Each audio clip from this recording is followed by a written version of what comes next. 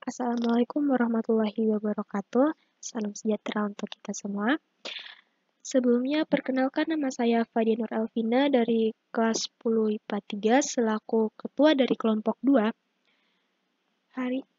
Pada kesempatan kali ini, saya akan mempresentasikan hasil kerja kelompok kami yang berjudul pentingnya konsep integrasi nasional.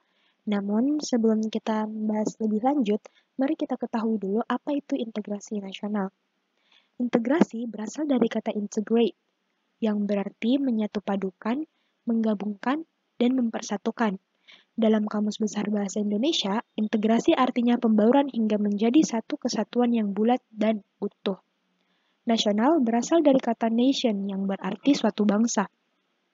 Jadi, integrasi nasional merupakan usaha dan proses mempersatukan perbedaan yang ada pada suatu negara sehingga terciptanya keselarasan secara nasional. Arti integrasi nasional menurut Kamus Besar Bahasa Indonesia ada dua, yaitu secara politis dan secara antropologis. Integrasi nasional secara politis berarti penyatuan berbagai kelompok budaya dan sosial dalam kesatuan wilayah nasional yang membentuk suatu identitas nasional. Sedangkan secara antropologis berarti proses penyesuaian di antara unsur-unsur kebudayaan yang berbeda sehingga mencapai suatu keserasian fungsi dalam kehidupan bermasyarakat.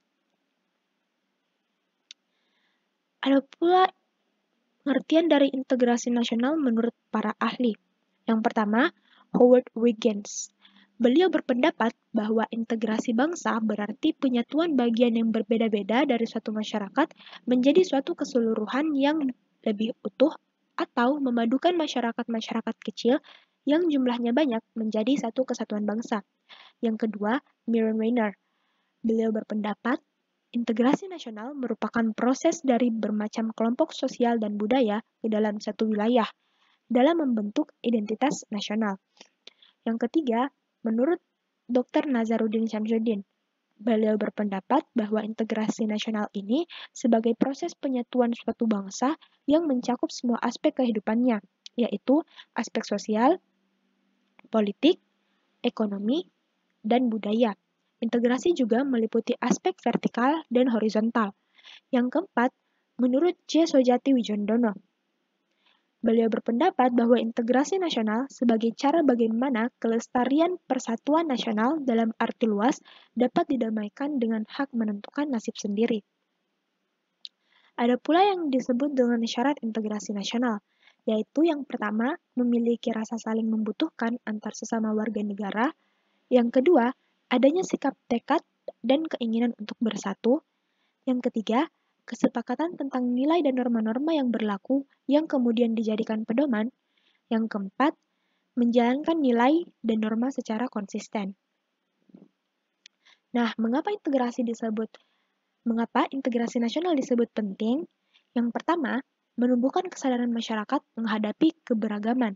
Integrasi nasional dapat menyadarkan rakyat di suatu negara untuk dapat bersatu untuk mencapai suatu keseragaman atau keserasian.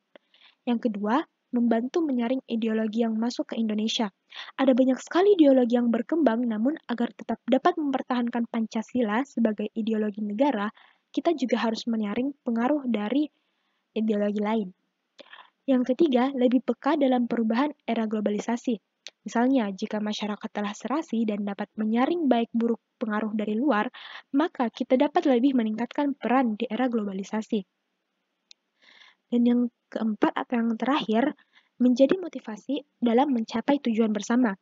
Tujuan bersama rakyat tidak lain adalah tujuan yang tercantum dalam pembukaan Undang-Undang Dasar Negara Republik Indonesia tahun 1945, yaitu merdeka, bersatu, berdaulat, adil, dan makmur. Sekian dari presentasi saya. Mohon maaf bila ada kesalahan kata. Wabillahi taufiq wal hidayah. Wassalamualaikum warahmatullahi wabarakatuh.